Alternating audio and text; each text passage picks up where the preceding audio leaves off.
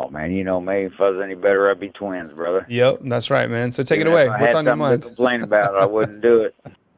But moving on to the quarterback situation, I don't know if I'm in favor of sharing too many reps in that Middle Tennessee game. I mean, if Milroe goes out there and just starts dog walking him, I say leave him in. Yeah. He's going to need reps when he goes up against Texas, man. Texas, if you flinch, you're going to lose against Texas this year. They've got a top 5 national offensive line. They're going to try and run the ball right down our throats right off the bat. They're not just going to drop Ewers back and start, trying to shoot for the back 9. They're not. They're a balanced football team, and they've got receivers. We've got 3 home games this year that if you flinch, you lose. And I just hope the front 7 hold up, in the run game, because if not, we play some schools that's got some really good quarterbacks, man. LSU, Tennessee, Texas, they're going to sling it all over the yard. It wouldn't hurt my feelings one bit to see Milroe run for 6, 7, 8 yards half the game, keep them offenses off the field, and just, I'm looking for 11, 12, 13 play drives, keep the defenses tired and keep the offenses off the field. I think Milroe's put in the work.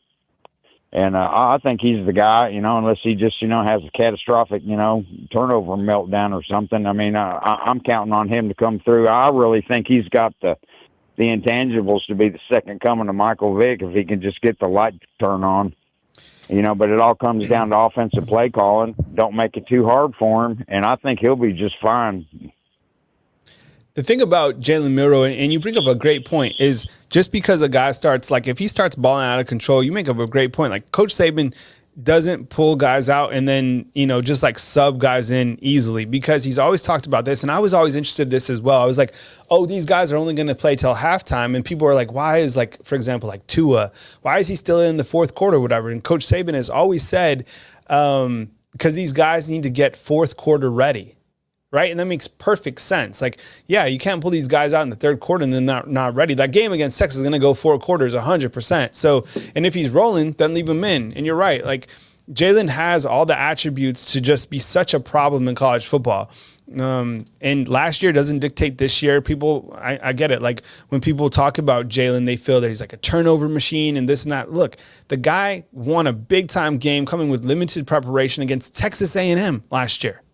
Right? He held down the fort against Arkansas on the road. Yeah. Those are difficult environments to come out with the W when you have limited playing time. So, yeah, I get it. People want, different people at quarterback. I have said that I feel that Ty is the best passer, but who is going to be the best quarterback out of the gates for this team? These guys, these coaches, they're looking at these quarterbacks, and you're going to see even more this coming Saturday. And I think this next Saturday, we might find out who is going to really set themselves apart. I would bet this coming Saturday. What else is on your mind, Mike? Well, to tell you the truth, I mean, yeah, I agree with you. Ty's probably the best chunker, but I mean, have you watched much film on Buckner?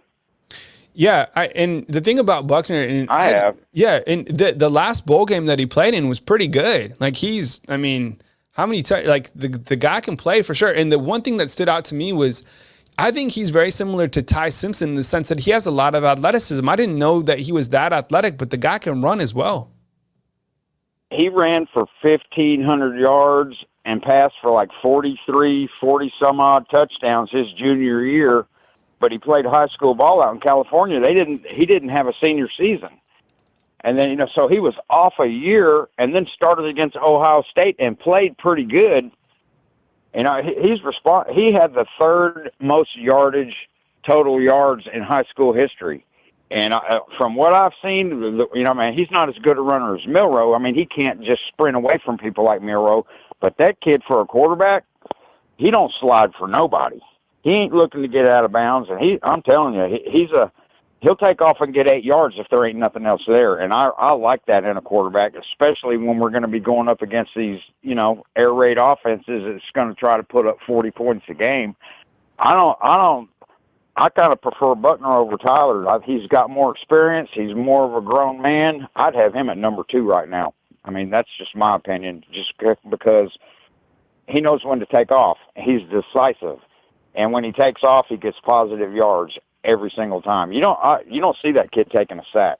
and that to me that means everything because that's a drive. You take a sack, that's a drive killer right there, man. I like Buckner, but he just didn't get to play his senior year, so he's a little bit behind the curve in experience. But when the bullets are really flying and it's live, and I like him better than Simpson, to tell you the truth. But that's my opinion. But you bring up Kyle, okay, Mike. I'll answer you on the other line, man. But I appreciate you calling in. Call again next time. I'm glad you're okay. One of my favorite callers, man. So we're going up to Lexington this year. I don't know how far you are from Lexington, but that's a trip on the schedule. So maybe we'll see you up there, Mike. Hey, I'm about an hour and 20 minutes from Lexington. I'll be there if I have to climb the stadium walls, brother. All right, Mike. I promise you. Take it easy, man. I'll look for you if you're going to be on the sidelines. Later, brother. All right, see you, buddy. Mike, up in Kentucky. Appreciate it. This is a great thing. Like, when the bullets start flying, though, that's really good. Like, who do you want and who's the biggest gamer, right? Like, you got to win. The ultimate thing isn't, like Coach Saban said this, he's not into stats. Who gives a shit about stats, right? Like, honestly, who does? Nobody. The end result is you have to win the football game. Which quarterback is going to win your games? Like, that's the ultimate, is who is going to win this team games. And Jalen Milroe, he's 2-0, right? I mean, Jahmyr Gibbs went crazy against Arkansas, but he beat Texas A&M. I don't want to ever lose sight of that. Okay, taking our next call. We got a 504, 256, and a 404. We'll take our 504 right now. Hey, you're on the line with Kyle Henderson. Who am I on the line with and where are you calling in from? Kyle, man, it's Quan from New Orleans, man. How you doing, brother? Hey, what's up, man? I appreciate it, man. The Big Easy. Man, you know how fond I am of New Orleans. I was there for the 4th of July, and it was like being in a melting pot, man. I'd never been hotter in my life. All the places were closed. New Orleans, great place for, New Year's and obviously Mardi Gras, but I don't think I'll be back for July. Right. That's Essence time down there. It's usually crazy down there. So what's on your mind, Quan? Well, I'm coming in. I'm just pulling in off the road, Kyle. I dropped my son off at college today, and I was listening to the show, so I said, let me call in, man. And just want to hit on a few points real quick.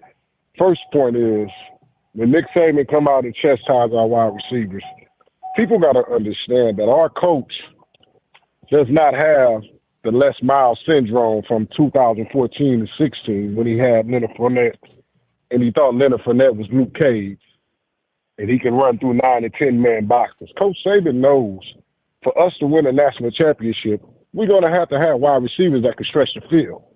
And everybody's talking about, well, we're just going to run the ball. Well, I don't care how good Justice Haynes is, how good Jalen Milroe is. They're not going to be able to run the ball if Kirby Smart put 9 or 10 in the box or Brian Kelly put 9 and 10 in the box. We're going to have to throw the ball. The tight ends, okay, everybody said Tommy Reese loves the tight ends. Well, it don't matter how good Amari Knobloch is. He can't